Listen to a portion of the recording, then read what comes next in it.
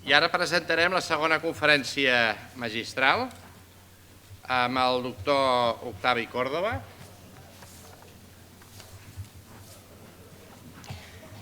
El doctor Octavi Córdoba és metge adjunt de la Unitat de Patologia Mamària de l'Hospital Universitari Vall d'Hebron i pertaneix al Servei de Ginecologia. Ha centrat la recerca seva en temes clínics relatius al maneig quirúrgic de les recidives locals, però sobretot el càncer de mama i la gestació. Ha realitzat estudis sobre la influència de la gestació posterior al càncer de mama i sobre el tractament del càncer durant la gestació. Abans que res, deia agrair al comitè organitzador i felicitar-lo per el congrés que han fet. Realment és espectacular el nivell d'aquest congrés i això crec que també com a societat catalana hem d'estar orgullosos de poder fer un congrés d'aquest nivell amb gent d'aquí. Molt bé, se m'ha parlat que parli de càncer de mama i gestació, és un tema que a mi m'apassiona. Realment a tots se'ns acudeix, i als nostres pacients també, que l'embaràs i el càncer de mama tenen una relació molt, molt intensa. No en va, l'embaràs és el moment en el qual la mama es prepara per la seva funció, que la seva funció és la lactància materna. I durant aquest embaràs hi ha una sèrie de canvis que sens dubte han de tenir una importància a l'hora que es desenvolupi el càncer de mama. Un altre tema és, i d'això també us parlaré, és quan succeeix alhora el càncer de mama i l'embaràs. Llavors el problema no està en el pronòstic o el risc, com el maneig que hem de fer d'aquestes pacients, que sens dubte és especial. Com deia, el fet que el càncer de mama està influenciat per l'embaràs ho sabem de fa anys, ho saben els nostres pacients. Aquí us presento aquesta diapositiva d'un estudi de l'any 70, perquè és el PDF més antic que he trobat, però n'hi ha més antics. Al segle XVII ja es descrivia que en l'àmbit de les monges hi havia menys càncers de mama. Llavors no ho relacionàvem, però ara ho sabem, és a dir, estava relacionat el fet que entre les monges hi havia també menys embarassos, òbviament. Sabem també que això succeeix quan l'embaràs és a edat precoces, que hi ha una disminució en el risc de càncer de mama, i des de fa menys, quan hem començat a diferenciar els diferents tipus de càncer de mama, quan ja no ho considerem com una única malaltia, estem veient que aquesta influència en la disminució del risc no és de forma homogènia, que de fet l'embaràs del que protegeix és dels receptors hormonals positius, que després són els més freqüents i que per això hi ha una disminució en risc, però que no protegeix dels càncers amb receptors hormonals negatius, que curiosament sí que protegirà la lactància, però que no és el tema avui de la xerrada. Una altra cosa que hem de tenir en compte és que hi ha un petit augment transitori. No és que hi hagi un augment de risc brutal després d'un part, però sí que hi ha un cert augment de risc durant els 2 anys després del part. I a més, un altre factor que hem de tenir en compte és que les pacients que han tingut fills, sobretot les que han tingut molts fills, tenen tipus de càncer de mama menys agressius, tenen millors supervivències. Però què passa durant l'embaràs? Passen moltíssimes coses. Quan neix la dona, la glàndula mamària està poc desenvolupada al llarg de la seva etapa fèrtil per efectes dels estrògens. Hi ha uns fenòmens de ramificació dintre de la seva mama, fenòmens de ramificació, de desenvolupament, que depenent del moment del cicle aniran variant. Però durant l'embaràs, la influència estrogènica és major, augmenta l'elongació, la ramificació i finalment, per efecte de la progesterona i de la prolactina, hi ha el desenvolupament final de la glàndula mamària que es converteix en una glàndula mamària secretora. Això és interessant, però més apassionant és encara, és el camí invers. Quan cessa la lactància, succeeix un fenomen d'apoptosi brutal, és a dir, en qüestió de setmanes, milions de cèl·lules opten per les vies d'apoptosi, es moren, i els macròfags s'encarreguen d'absorbir-les. Aquest fenomen no succeeix en cap altre òrgan de forma fisiològica al cos humà. I probablement és un dels factors claus. A més, durant l'embaràs, les stem cells pròpies de la mama canvien. Sabem que hi ha una disminució del nombre de stem cells durant l'embaràs, que a més aquestes stem cells tenen una regulació negativa de factors de creixement i un augment de l'expressió dels factors de repressió del DNA. Mireu, Hanahan a l'any 2000 va definir que hi havia 6 punts claus pel càncer, el que deia els hallmarks of cancer. El fet de que les cèl·lules canceroses facin les seves pròpies senyals de creixement, que tinguin capacitat d'evadir l'apoptosis, que presentin insensibilitat als factors anticreixement, que tinguin capacitat d'invair i fer metàstasis, una capacitat de replicació il·limitada i, finalment, la capacitat de crear angiogènesis. Doncs bé, durant l'embaràs hi ha canvis en el perfil genòmic que influencien en 5 dels 6 factors propis del càncer. Són uns canvis que en general el que provoquen és un augment de la consolidació i de la fiabilitat de la transcripció. La transcripció del DNA és més fiable, és més robusta. Hi ha una inhibició en la síntesi dels receptors d'estrògens alfa i tot això confereix una major estabilitat a la cèl·lula, una menor susceptibilitat als carcinògens i una menor capacitat per infiltrar els teixits. Però a més us parlava d'un 6è factor, que era l'angiogènesis. Però és que no només hi ha canvis en les cèl·lules pròpies ductals, també hi ha canvis en l'estroma durant la gestació. Són canvis que més perduren després de la gestació. Hi ha canvis en l'angiogènesis, hi ha un augment molt important de la presència de macròfags i limfòcits, pel tema que els explicava, que hi ha d'haver un fenomen d'apoptosis en el qual l'aparició d'aquests macròfags serà vital i un augment de una reorganització dels fibroblasts i una pèrdua de contingut dels limfòcits. I finalment, un altre tema que a mi també em sembla apassionant, que és el que se'n diu el fenomen del microquimerisme. Microquimerisme significa que hi ha cèl·lules fetals, cèl·lules del fill, en sang perifèrica amb capacitat que són immunocompetents. Són limfòcits que treballen. Doncs bé, aquest fenomen, el del microquimerisme, no es presenta en totes les dones després de l'embaràs. Però aquelles dones que presenten microquimerisme, que presenten aquestes cèl·lules immunocompetents en sang perifèrica, tenen també un menor risc de desenvolupar càncer de mama. Molt bé, això són els canvis que hi ha, però en quin context ens movem? Sabem que el càncer de mama és el càncer el més freqüent en dones en països desenvolupats, que la incidència en general està augmentant, que a més, en general en Espanya, tot i que no tenim bons registres, sembla que està augmentant, però que quan mirem una mica amb més deteniment, veiem que realment en dones per sobre dels 50 anys, en el qual hi ha les campanyes de screening, hi ha hagut una estabilització i potser fins i tot una disminució en la incidència, però les dones de menys de 45 anys que estan fora de qualsevol programa de screening, en aquestes la incidència augmenta.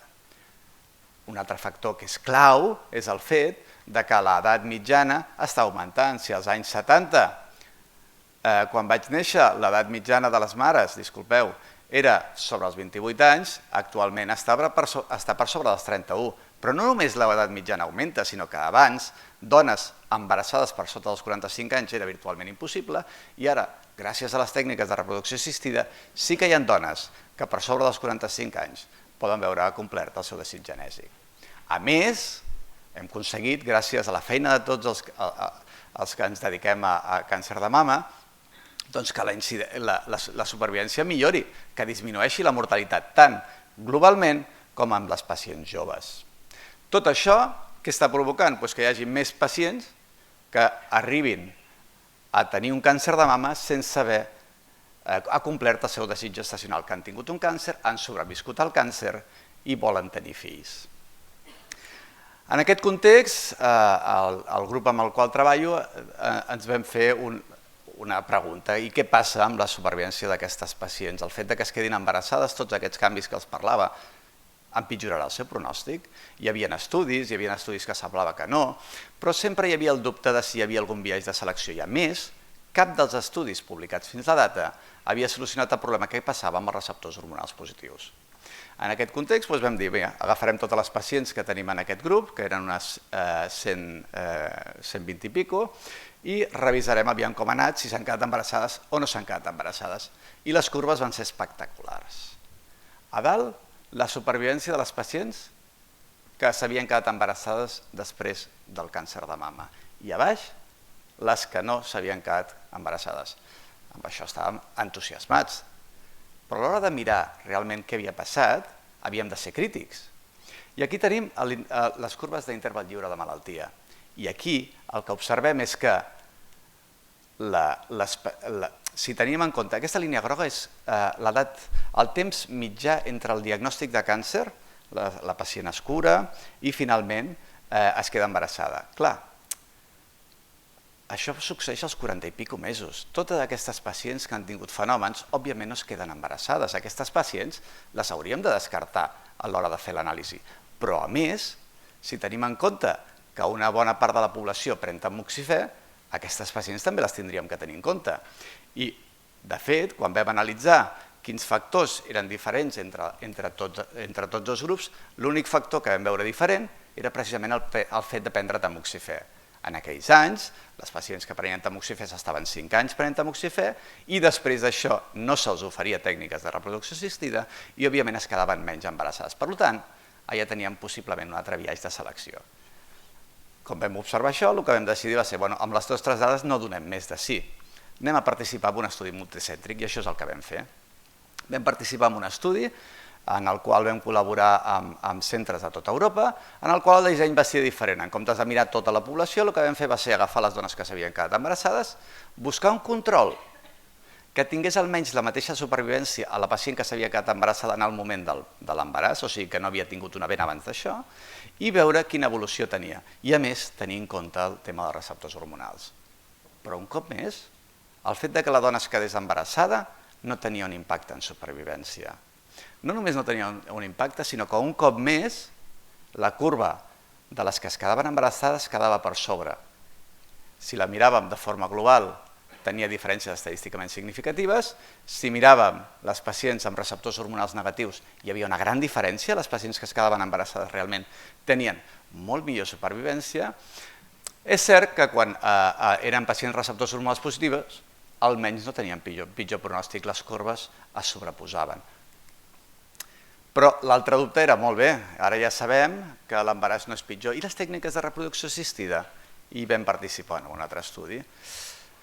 Vam participar als mateixos centres, l'estructura és similar, però el que vam fer va ser comparar l'evolució de les pacients que es quedaven embarassades de forma espontània després del càncer de mama de les que ho feien per mitjà de tècniques de reproducció assistida. Evidentment, hi havia l'edat mitjana en el moment del part era alguna cosa millor a les que utilitzaven tècniques de reproducció assistida i també hi havia una altra diferència en el temps que passava entre el moment del diagnòstic del càncer i de l'embaràs. Tot i així, quan miràvem les supervivències, amb poques dades, eren 100 i pico dones. Ens va costar molt trobar aquestes dones. Realment no hi havia un pitjor pronòstic. Per tant, podíem dir que de moment, amb l'evidència que teníem, les tècniques de reproducció assistida són segures després del càncer de mama.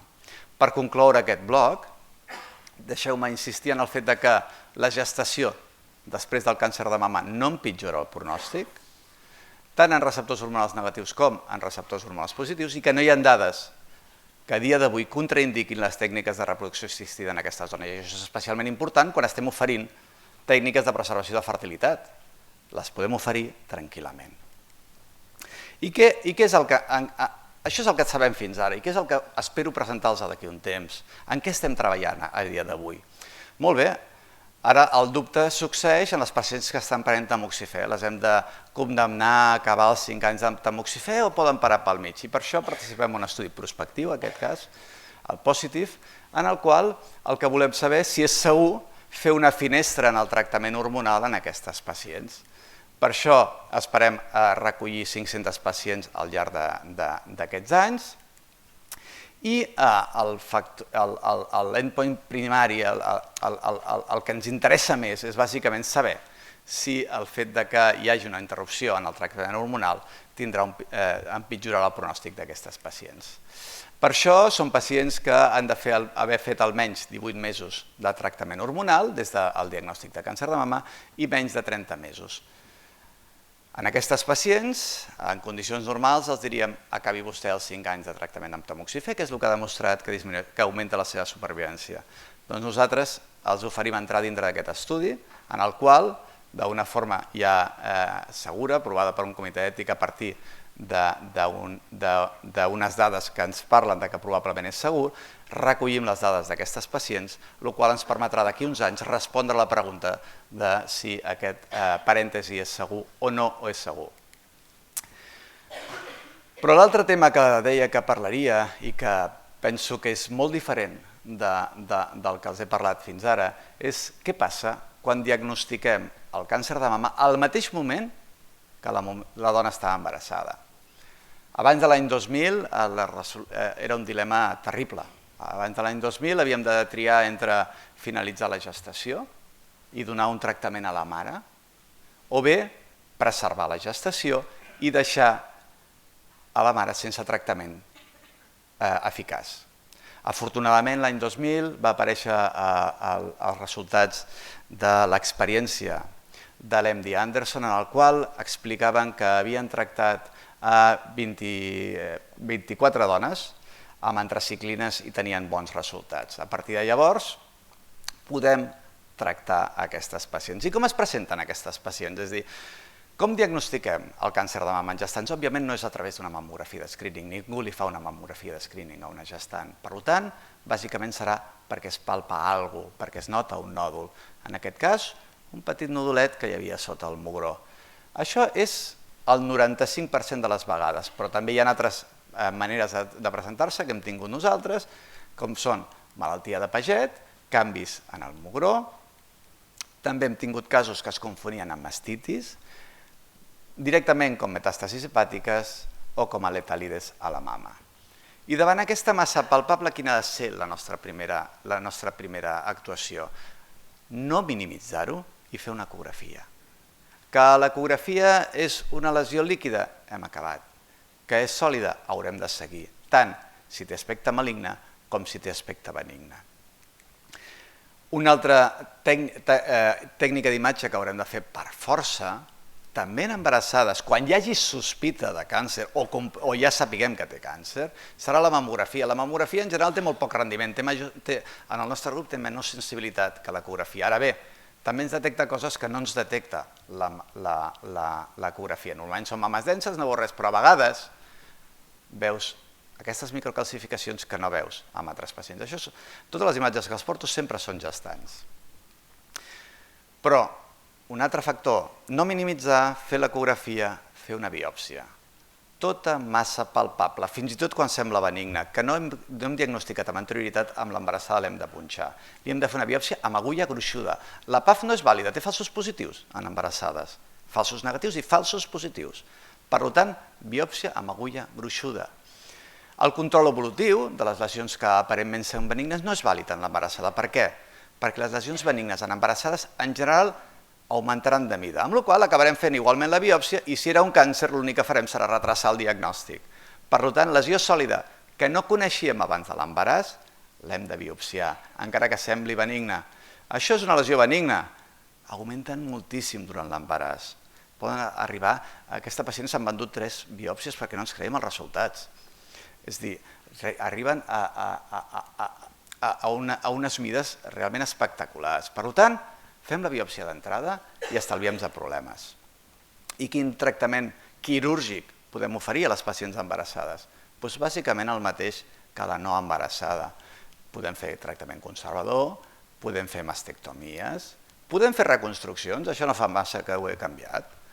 A més, podem fer un estudi axil·lar amb limfadenectomia quan estigui indicada o amb biòpsia de gangli sentinella, que a dia d'avui, tot i que els americans a les guies de la NCCN ho contraindiquen, a Europa ho estem fent i fins a la data, utilitzant el tecneci, no tenim cap complicació ni cap havent descrit. Els colorants, això sí, estan contraindicats pel risc d'anafilaxis.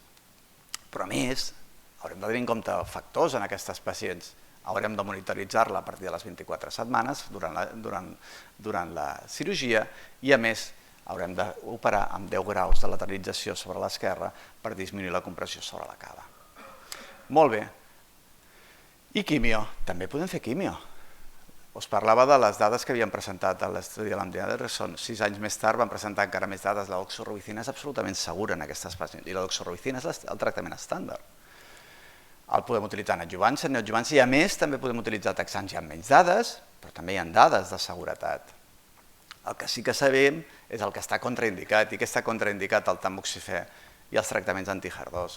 El tamoxifè perquè augmenta el risc de malformacions genitals, els tractaments anti-HER2 perquè en el fetus el ronyó té receptors de HER2 i els hi provoca oligoamnis severs. I quin control hem de fer aquestes pacients? Les podem operar, les podem tractar amb quimioteràpia. Nosaltres, abans de cada cicle, la pacient embarassada, abans de cada cicle de quimioteràpia, els hi fem una analítica, com tota pacient no embarassada, però a més els hi fem una visita obstètrica en la qual despistem complicacions possibles que pugui tenir. Si tot està bé, aprovem el cicle de quimioteràpia i la pacient es tracta amb quimioteràpia. Què és clau? És clau un maneig en centres amb equips multidisciplinars. La pacient no pot fer l'ecografia amb l'especialista en el risc obstètric en un hospital i després anar a un altre a donar-se la quimioteràpia d'estar en el mateix centre. I en la mesura del possible, fer-ho dintre d'equips amb experiència. Per què? No és gratuït, no és perquè sí, és perquè de les coses que vam observar quan vam estudiar les nostres dades és que hi ha un altíssim percentatge de complicacions obstètriques en aquestes pacients. Complicacions que no estan directament relacionades amb el seu tractament però que modifiquen el maneig d'aquestes pacients. Sempre diem nosaltres en broma, nosaltres fem un pla, però després mai el complim. Nosaltres planifiquem fer la quimioteràpia en aquesta setmana, següent cicle en aquest, passar els taxans i tal, però després ens hem d'adaptar. I aquesta necessitat d'adaptació, aquest dinamisme no és possible si no es té experiència en la interpretació de les troballes i si no està a l'equip integrat. Molt bé. Durant el primer trimestre què fem? Durant el primer trimestre l'únic tractament que podem oferir és la cirurgia, la quimioteràpia està contraindicada. Haurem d'esperar les 13-14 setmanes per iniciar quimioteràpia. Durant el segon tercer trimestre podrem fer pràcticament com una dona no embarassada.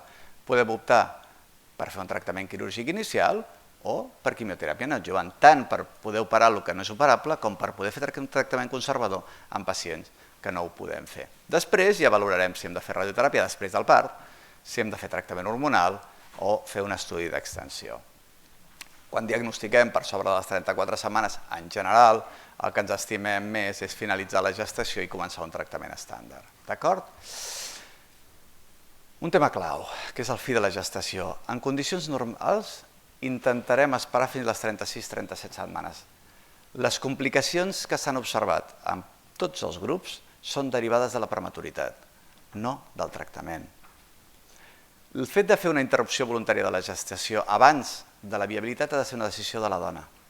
A la dona se l'ha d'informar, miri, en aquest país és legal, el fet que vostè estigui embarassada ens dona certs condicionants de quins tractaments els oferim. No és que no oferim tractaments bons, no és que no la puguem operar, és que potser, si es tracta d'un tumor inoperable o un tumor gran en primer trimestre, li haurem de fer una mastectomia que si no estigués embarassada faríem neoadjuvància i potser se l'estalviaria. Potser ens condiciona alguna prova que no podem fer, però el que sí que hem de dir és que el tractament que donem és l'estàndard, que el tractament que li podem oferir és el bo i que, per tant, el fet de no voler-se quedar embarassada o no voler seguir endavant amb la gestació no és una decisió mèdica, no és que diguis si vostè avorta, vostè tindrà millor pronòstic, a vostè la podré tractar millor, no. És a dir, em condicionarà quines decisions prenc, però sempre amb bones alternatives estàndards, d'acord? Per tant, l'hem d'informar i després ella lliurement decidirà si seguir endavant o no. També l'haurem d'informar que si decideix interrompre, el tractament li pot condicionar el que es pugui quedar embarassada més endavant. Al final, no és una decisió mèdica, no ha de ser un consell que li fem nosaltres, sinó una decisió pròpia de la pacient. Per concloure aquest bloc, dir que és importantíssim fer una ecografia en tota massa de nova aparició en gestant, fer una biòpsia en tota lesió sòlida no diagnosticada prèviament, que es pot tractar aquestes pacients amb efectivitat i amb seguretat pel fetus i que és important el fer aquest maneig en equips multidisciplinars i amb experiència. Això és el que està demostrat fins ara, això és el que tenim a la literatura, que és el que estem treballant de cara al futur. Doncs de cara al futur tenim l'estudi de càncer de mama en embarassades afectades amb quimioteràpia, becat amb una beca FIS. He de posar aquesta bandereta, si veuen la presentació i no hi ha la bandereta em poden retirar la beca. És així. En la qual el nostre objectiu és desenvolupar, és a dir, no ja veure què passa, sinó fer eines que ens ajudin en el futur. Els explicava que hi ha moltes complicacions obstètriques, doncs bé, anem a veure si les podem preveure, per una banda, i per altra banda, acabar de recollir dades de més seguretat. En aquest estudi estem col·laborant amb tots els centres de Catalunya i està obert. Qui vulgui col·laborar pot contactar amb nosaltres, pot contactar amb mi i afegir-se a l'estudi. Bellvitge, Sant Pau, Hospital de Mamà, Sant Joan de Déu, Joan 23, Trueta, Partaulí, i col·labora per temes d'estrès oxidatiu, perquè tenen molt bona experiència per enviar-los les mostres, l'Hospital de Fe de València. I què fem? Doncs mira, en el període prenatal fem uns estudis de funció cardíaca fetal. Sabem que les antraciclines tenen efectes sobre el cor. Anem a veure el cor del feto. Fins ara no hem trobat res, però fem un estudi de forma prospectiva. A més, fem ressonàncies neonatals, recollim mostres de factors angiogènics, el que s'explicava, ens poden ajudar a l'hora de prendre decisions terapèutiques.